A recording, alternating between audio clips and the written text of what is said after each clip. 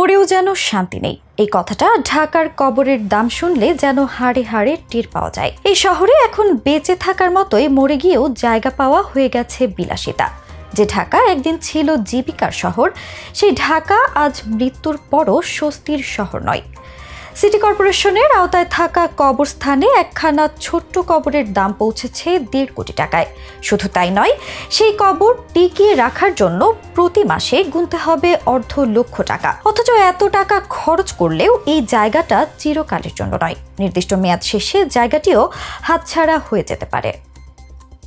মানুষ বাড়ছে, শহরের জমি কমছে, গ্রামের কবরস্থানে হয়তো এখনো স্বাভাবিক নিয়মেই মানুষ কবর পাচ্ছে, কিন্তু ঢাকার মতো জনাকীর্ণ শহরে কবর যেন এখন সোনার হরিণ। রাজধানীর 2 সিটি কর্পোরেশনের অধীনে মাত্র 9টি কবরস্থান, দক্ষিণে 3টি আর উত্তরে 6টি। এই বিশাল ঢাকা শহরে মৃতের জন্য বরাদ্দ জায়গাটা একেবারেই সীমিত। বনানী কবরস্থান, যা 1973 সালে শুরু হয়েছিল, সেখানে মাত্র 10 একর জায়গায় 22,000 কবর। এত অল্প জায়গায় কিভাবে কবরের জায়গা হবে, সেটাই এখন সবচেয়ে বড় প্রশ্ন। কবরের সংরক্ষণের ফি বেড়েছে আগুনের মতো। 1.5 কোটি টাকার যে কবর একসময় পাওয়া যেত 45 লাখ টাকায়, সেটাই বছর খানেক আগে 3 গুণ বেড়ে দাঁড়িয়েছে এই আকাশ ছোঁয়া দামে। বনানী কবরস্থানে আগে 15 বছরের জন্য সংরক্ষণ ফি ছিল 24 লাখ, সেটাই এখন 1 লাফে বেড়ে হয়েছে 1 কোটি টাকা। 25 বছরের জন্য আগে যা ছিল 45 লাখ, এখন হয়েছে 1.5 কোটি টাকা। শুধু বনানী নয়, উত্তরা, মিরপুর বা রায়ের বাজার সব জায়গাতেই এই ঊর্ধ্বগতির ছোঁয়া। এখন প্রশ্ন জাগে,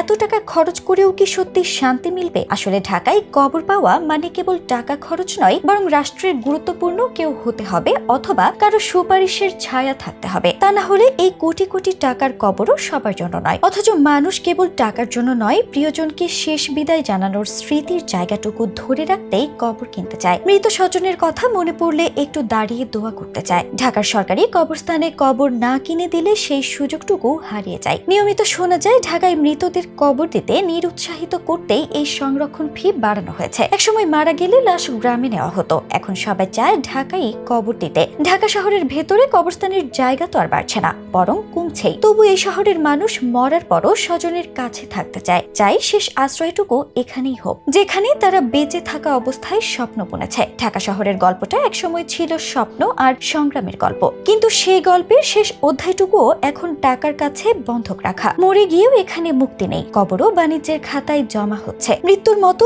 পবিত্র ব্যক্তিগত এক অনুভূতিও আজ নিলামের টেবিলে উঠেছে। এ শহরে মানুষ বাঁচতে চায়, মরার পরও শহরের মাটিতে থাকতে চায়। অথচ বাস্তবতায় এসে দাঁড়ায়, বাঁচা বা মরার চেয়ে বড় সত্যি হলো টাকার জোর। 3.5 হাত মাটির জন্য কোটি কোটি টাকা খরচের গল্প শুনে তাই মনে হয় ঢাকার মাটি যেন মৃতদের জন্য নয়, বরং জীবিতদের প্রতিযোগিতার আরেকটি যুদ্ধক্ষেত্র, যেখানে শেষ নিঃশ্বাস ফুরানোর পরও শান্তি কেনা যায় না। আর সেই শান্তিরও দাম আছে, যা গুনতে হয় জীবিত স্বজনদের চোখের পানির সঙ্গে সঙ্গে গোপন হাহাকারেরও।